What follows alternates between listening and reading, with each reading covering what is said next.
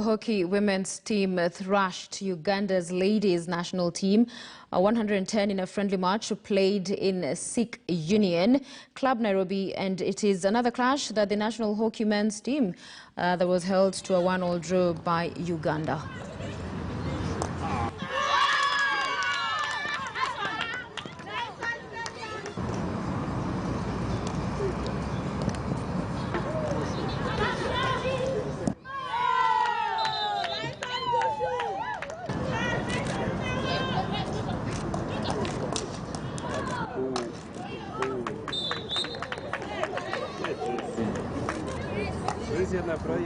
We just thank God that we were able to play well and have a good show. Our goal is to keep up the same spirit and work on the basic things on the pitch. This is good exposure for them as well. And for the seniors, of course, leading with a lot of experience. So we are happy about the outcome. We are not worried, we are not scared.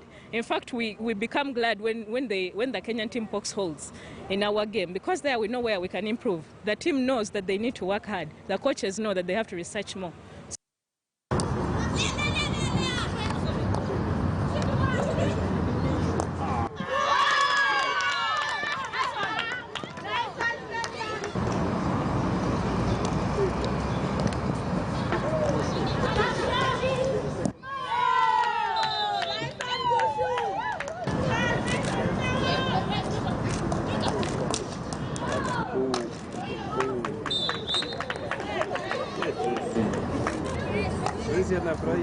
We just thank God that we were able to play well and have a good show.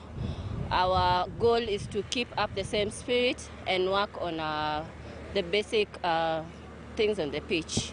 This is good exposure for them as well. And for the seniors, of course, leading with a lot of experience. We had for you this evening from our sports